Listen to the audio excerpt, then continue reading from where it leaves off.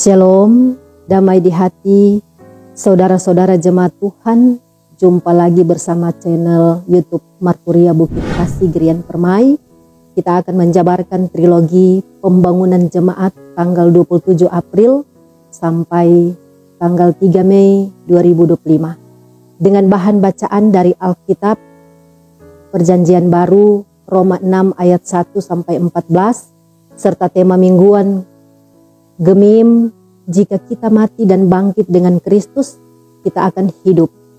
Namun sebelumnya, mari kita berdoa. Ya Tuhan Yesus, firman kehidupan kami. Di saat ini kami membutuhkan firman-Mu. Kiranya Tuhan terus memberkati kami, diberikan hikmat, sehingga firman-Mu di saat ini kami boleh mendapatkan, kami boleh mampu mengerti dan memahami, sehingga nama Tuhan yang dipuji dan dipermuliakan. Berkati hamba-Mu ini untuk menyampaikan firman-Mu, dan terberkati mereka yang akan mendengarkannya. Dalam nama Tuhan Yesus, amin. Saat ini kita akan membaca Alkitab dalam Roma 6 ayat 1 sampai 14. Mati dan bangkit dengan Kristus. Jika demikian, apakah yang hendak kita katakan? Bolehkah kita bertekun dalam dosa supaya semakin bertambah kasih karunia itu? Sekali-kali tidak. Bukankah kita telah mati bagi dosa? Bagaimanakah kita masih dapat hidup di dalamnya? Atau tidak tahukah kamu bahwa kita semua yang telah dibaptis dalam Kristus telah dibaptis dalam kematiannya? Dengan demikian kita telah dikuburkan bersama-sama dengan Dia oleh baptisan dalam kematian, supaya sama seperti Kristus telah dibangkitkan dari antara orang mati oleh kematian Bapa, demikian juga kita akan hidup dalam hidup yang baru. Sebab jika kita telah menjadi satu dengan apa yang sama dengan kematiannya, kita juga akan menjadi satu dengan apa yang sama dengan kebangkitannya. Karena kita tahu bahwa manusia lama kita telah turut disalibkan, supaya tubuh dosa kita hilang kuasanya, agar jangan kita menghambatkan diri lagi kepada dosa. Sebab siapa yang telah mati, ia telah bebas dari dosa. Jadi jika kita telah mati dengan Kristus, kita percaya bahwa kita akan hidup juga dengan Dia. Karena kita tahu bahwa Kristus sudah bangkit dari antara orang mati, tidak mati lagi, maut tidak berkuasa lagi atas Dia. Sebab kematiannya adalah kematian terhadap dosa, satu kali dan untuk selama-lamanya, dan kehidupannya adalah kehidupan bagi Allah. Demikianlah hendaknya kamu memandangnya, bahwa kamu telah mati bagi dosa, tetapi kamu hidup bagi Allah dalam Kristus Yesus. Sebab itu, hendaklah dosa jangan berkuasa lagi di dalam tubuhmu yang fana, supaya kamu jangan lagi menuruti keinginannya. Dan janganlah kamu menyerahkan anggota-anggota tubuhmu kepada dosa untuk dipakai sebagai senjata kelaliman, tetapi serahkanlah dirimu kepada Allah sebagai orang-orang yang dahulu mati, tetapi yang sekarang hidup. Dan serahkanlah anggota-anggota tubuhmu kepada Allah untuk menjadi senjata-senjata kebenaran. Sebab kamu tidak akan dikuasai lagi oleh dosa, karena kamu tidak berada di bawah hukum Taurat, tetapi di bawah kasih karunia.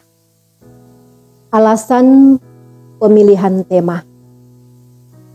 Peristiwa Paskah adalah titik tolak iman Kristen yang berkaitan dengan kematian dan kebangkitannya. Dengan Paskah orang percaya menerima kehidupan dan keselamatan di dalam Yesus Kristus.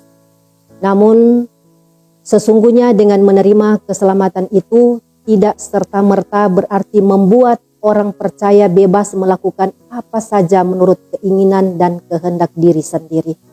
Sebab dengan kematian Yesus Kristus, dosa kita juga turut dikuburkan bersama dengan kematiannya. Dan melalui kebangkitan Yesus Kristus membuat dosa tidak berkuasa lagi dan mengantar hidup orang percaya untuk menjalani kehidupan dalam kuasa kebangkitannya. Tetapi realitas hidup orang percaya yang adalah juga sebagai warga gereja sering tidak mencerminkan hidup sebagai orang yang telah ditebus melalui kematian dan kebangkitan Yesus Kristus. Kehidupan yang seharusnya memberikan dampak yang menghidupkan bagi sesama justru menimbulkan perselisihan, pertengkaran, menjatuhkan orang lain, merancang kejahatan yang akhirnya merusak hubungan antar sesama. Kematian dan kebangkitan Yesus Kristus itu seharusnya membawa orang percaya menikmati hidup di dalam Yesus Kristus. Oleh karena itu, di minggu ini dalam masa raya Paskah, kita merenungkan firman Tuhan dalam Roma 6 ayat 1 sampai 14 di bawah tema, jika kita mati dan bangkit dengan Kristus, kita akan hidup. Pembahasan tematis, pembahasan teks Alkitab. Surat Roma ditulis oleh Paulus sekitar tahun 56 atau di awal 57 Masehi di kota Korintus dan ditujukan kepada jemaat yang ada di Roma. Jemaat ini terdiri dari orang Kristen asal Yahudi dan orang Kristen non-Yahudi. Jemaat di Roma memang bukanlah jemaat yang didirikan oleh Paulus, namun ia memberikan perhatian yang besar atas jemaat ini dalam mengakhiri ketegangan antara orang Kristen Yahudi dan non-Yahudi dan pertumbuhan iman serta perkembangan jemaat. Paulus sebenarnya memberikan penegasan bahwa di dalam Kristus, orang Kristen asal Yahudi dan non-Yahudi bersama-sama menjadi umat Allah. Tanda masuk menjadi orang Kristen adalah baptisan Kristus. Roma 6 ayat 1 sampai 4, Paulus mulai dengan memberikan penegasan ketika adanya pemahaman yang mengatakan bahwa di mana dosa bertambah banyak, di sana kasih karunia menjadi berlimpah-limpah. Rupanya ada yang memahami bahwa bila dosa semakin bertambah banyak, maka kasih karunia pun akan semakin berlimpah. Apakah demikian? Paulus menanggapinya dengan mengatakan sekali-kali tidak. Bagi Paulus, orang Kristen sesungguhnya telah mati bagi dosa, yang berarti orang Kristen tidak lagi hidup di dalam dosa. Sebab dengan dibaptis di dalam Kristus, orang Kristen telah dipersekutukan dalam kematian Kristus. Baptisan itu juga menandakan bahwa orang percaya telah menjadi milik Kristus, yang berarti menikmati pengampunan dosa dan membebaskan dari kuasa dosa. Sama seperti Kristus yang mati dan dikuburkan, demikianlah orang percaya bersama Kristus mengalami penguburan, yaitu tanda perpisahan yang tuntas dengan kehidupan yang lama. Dengan demikian, orang percaya tidak lagi hidup dalam dosa, dan seperti Kristus yang telah bangkit, demikian orang percaya kini memperoleh hidup yang baru. Dalam bahasa Yunani, kainos. Kata kainos mengandung pengertian baru yang sama sekali lain, tidak seperti yang dulu atau yang sudah ada. Hidup yang betul-betul baru. Ayat 5-8, Paulus juga mengingatkan bahwa orang percaya itu terhisap dalam kematian dan kebangkitan Kristus. Sebagaimana Kristus yang mati dan bangkit, demikian juga orang percaya yang hidup bersama Kristus. Sebab bagi Paulus, dengan kematian Kristus disalib, itu berarti pula manusia lama. Dalam bahasa Yunani, palainos, yang berarti lama dan usang. Dan yang berdosa itu turut disalibkan atau mengalami kematian. Dengan demikian, hidup orang percaya tidak boleh lagi menghambakan diri atau memberikan diri kepada dosa. Hal ini semakin mempertegas apa yang disampaikan Paulus sebagai bantahan terhadap orang-orang yang menganggap bahwa dengan bertambah-tambahnya dosa, maka berlimpah pula kasih karunia itu. Paulus melanjutkan, bila orang percaya mati bersama Kristus, maka diimani atau dipercayai bahwa orang percaya akan hidup pula bersama Kristus. Dengan kata lain, orang percaya berada pada kehidupan yang baru, di mana tidak lagi dikuasai oleh dosa, melainkan dikuasai oleh Allah.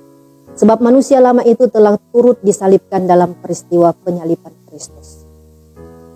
Ayat 9-10, Paulus kembali mempertegas siapa dan bagaimana Kristus dalam kematian dan kebangkitan. Kristus yang bangkit dari antara orang mati adalah Kristus yang tidak lagi mengalami kematian dan maut tidak berkuasa lagi atas dia. Ini menunjukkan bahwa kematiannya terjadi satu kali untuk selama-lamanya untuk penebusan dosa, dan kehidupannya adalah kehidupan bagi Allah. Ayat 11-14, Paulus mengajak jemaat agar melihat apa yang telah dilakukan oleh Kristus, yaitu orang percaya telah mati bagi dosa oleh karena dia dan kini harus hidup bagi Allah di dalam dia. Hidup bagi Allah adalah menjaga kekudusan di mana tubuh jangan lagi dikuasai oleh dosa dan tunduk pada keinginan-keinginannya. Kehidupan orang percaya di mana semua anggota tubuh hendaknya tidak lagi diserahkan kepada dosa dan menjadi senjata kelaliman, melainkan menyerahkan diri kepada Allah sebagai orang yang dulunya mati tetapi yang sekarang hidup. Paulus mengingatkan agar kehidupan yang ditebus Kristus adalah kehidupan yang dipersembahkan kepada Allah di mana semua anggota tubuh itu menjadi senjata-senjata kebenaran. Kata kebenaran diterjemahkan dari kata Yunani dikoistunes yang berarti untuk berbuat benar. Akhirnya Paulus menegaskan lagi bahwa orang percaya oleh karena Kristus tidak akan dikuasai oleh dosa dan hidup di bawah hukum Taurat, tetapi di bawah kasih karunia. Artinya hidup orang percaya itu hanya karena kemurahan Allah.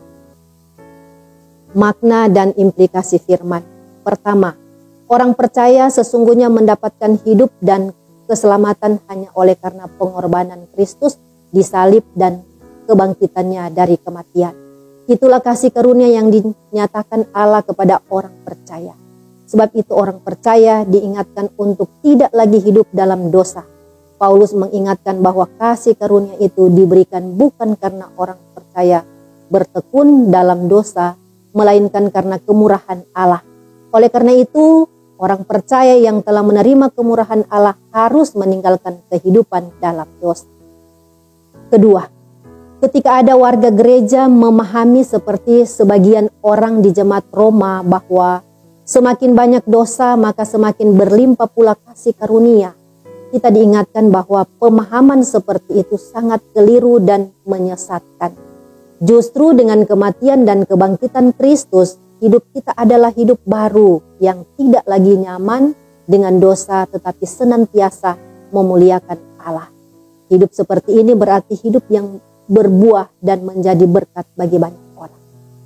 Ketiga, baptisan yang kita terima sebagai orang percaya haruslah dipahami sebagai tanda di mana orang percaya telah dipersekutukan dengan kematian dan kebangkitan Kristus oleh kemuliaan Bapa. Artinya bahwa dengan kematian itu sesungguhnya kita dipersatukan dengan Kristus dan keselamatan yang sesungguhnya itu telah kita terima. Dengan demikian, hidup kita adalah hidup yang sama sekali baru di mana hal-hal benar atau menjadi senjata-senjata kebenaran harus kita lakukan sebagai ciri khas kehidupan kita. Demikian pembacaan MTPJ di saat ini. Tuhan Yesus memberkati kita semua, damai di hati. Mari kita berdoa. Terpujilah Engkau ya Tuhan kami bersyukur boleh melaksanakan serta membacakan MTPJ dan boleh melaksanakan firman Tuhan di saat ini. Biarlah Bapa, apa yang telah kami sampaikan tadi boleh dan benar-benar kami terima dan boleh kami praktekkan dalam perjalanan kehidupan.